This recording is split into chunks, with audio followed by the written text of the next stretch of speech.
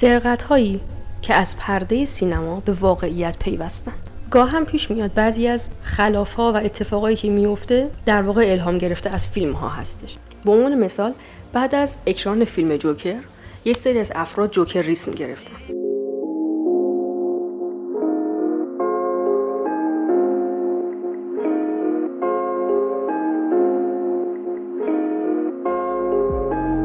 جوکر در سال 2019 ساخته شد. جدیدترین ساخته تاد فیلیپس. طی چند هفته در واقع شهرت خیلی چشمگیری پیدا کرد و مکرراً درباره اون بحث شد.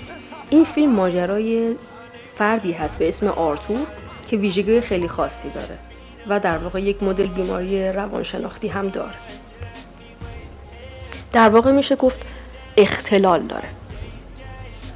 این شخصیت بیمار روانی نیست، در واقع یک سری اختلالات روانی پشت سر هم و زنجیروار داره. یکی از اختلالاتش این هست که خنده های مکرر میکنه، خنده های بیگاه، زمانی که باید بخنده گریه میکنه و زمانی که باید گریه کنه میخنده، که نشانه استرس ها و فشارهای عصبی اون هستش. این شخصیت فاکتور خیلی مهمی هست که تو معنایی که فیلم میخواد منتقل بکنه نقش داره. آرتور تو وضعیت اقتصادی خیلی نامناسبی قرار داشت. با این حال سرش به کار خودش بود. نقش یک دلقک رو بازی میکرد که توسط یک شرکت به فروشگاه‌ها یا مراکزی فرستاده میشد تا مشتری رو جذب بکنه. اون آرزو رو دنبال میکرد. آرزوش هم خندوندن مردم بود. دوست داشت که کمدین خیلی معروفی بشه. با این حال روندی که آرتور طی کرد اونو آرام آرام به یک جانی تبدیل کرد. اون نه تنها همکار قدیمیش رو کشت، بلکه افرادی که اونو مورد تمسخر قرار میدادن هم کشت. حتی مادرش رو. الهام بخشی اون نهایتاً فضایی رو تولید میکنه که مردم مشابه آرتور به خیابونا میریزن و فروشگاه‌ها رو غارت میکنن، اماکن رو آتیش میزنن و هرج و مرج ایجاد میکنن. جوکر و اتفاقاتی که تو بعضی از کشورها به ویژه در منطقه غرب آسیا اتفاق میفته خواسته یا ناخواسته به هم ارتباط پیدا میکنن. حضور افرادی با نقاب جوکر در اعتراضات عراق و به ویژه لبنان واقعاً نمیشه نادیده گرفت. این خبر مهم تو اخبار و گزارش‌هایی که توسط بعضی از رسانه‌ها طی روزهای قبلش منتشر شده بود مشهود هستش. بین مردم معترض عراق و به ویژه اغتشاشگرانی که خیابون‌ها یا اماکن رو با آتش کشیدن، چهره‌ای با شمایل جوکر دیده میشه. این نقاشی‌ها و حضور بعضی از افراد با نقاب‌های شبیه به جوکر توی اعتراضات نشون میده که این فیلم دست کم حدی از تأثیر رو توی این وقایع داره.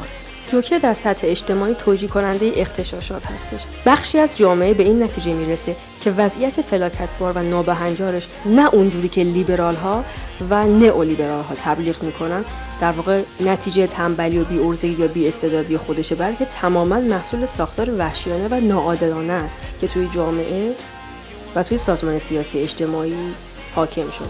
لذا شخصیت جوکر کاملا حق رو به خودش میده که علیه این ساختار شورش بکنه و ازش انتقام بگیره. بعد از اکران این فیلم افرادی با نقاب‌های جوکر در اغتشاشات دیده شدن. در واقع بهش میگن جوکریسم. یک پسر 19 ساله اهل ایندیاناپولیس بعد از انجام یک سری قتل طی 3-4 روز دستگیر شد و خیلی راحت اعتراف کرد که قتل‌هایی که اون انجام داد در واقع الهامگیری از فیلم پرج بوده. فیلم سریع و خشم باعث الهامگیری یک سری از افراد شد. یک سری افراد اقدام به سرقت خودروها به شیوه کاملا مشابه کردن. اونا با استفاده از سرعت و تکنیک‌های رانندگی حرفه‌ای سعی کردن که کالاها و خودروها رو بدزدن.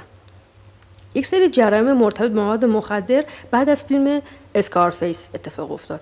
تو دهه 80 به داستان یک قاچاقچی مواد مخدر پرداخته. بعضی از خلافکاران با الگوگیری از رفتارهای همین شخصیت اصلی به قاچاق مواد مخدر دست زدن. سریال مستر ربات، این سریال تأثیر خیلی زیادی روی جوانها و خصوصا هکرها گذاشت و بعضی از اونها به تاکتیک‌های هکری که توی داستان وجود داشته عمل کردن. فیلم خوب بد زشت. این فیلم و بقیه آثار وسترن به یک سری افراد خاصی الهام بخشید و بعضی از جنایات مرتبط با مواد مخدر و باندهای قاچاق رو یک جورایی شکل داد. فیلم سرقت از بانک یا اینساید من، این فیلم باعث الهامگیری بعضی از افراد و بعضی از خلافکاران در انجام سرقت‌های خیلی هوشمندانه شد. جزئیات خیلی مختلفی از روش‌های سرقت توی این فیلم به صورت خیلی خاص بررسی و در واقع تقلید شدن. و اقدامات تروریستی. فیلم The Graduate فوق التحصیل. بعضی از افراد از روش‌های شرارانه و تاکتیک‌های تروریستیش الهام گرفتن متاسفانه. حالا به نظر شما فیلم به نفع ماست یا نیست؟ آیا باید در دسته‌بندی سنین فیلم ها تغییری ایجاد بشه؟ نظرتون رو بگید.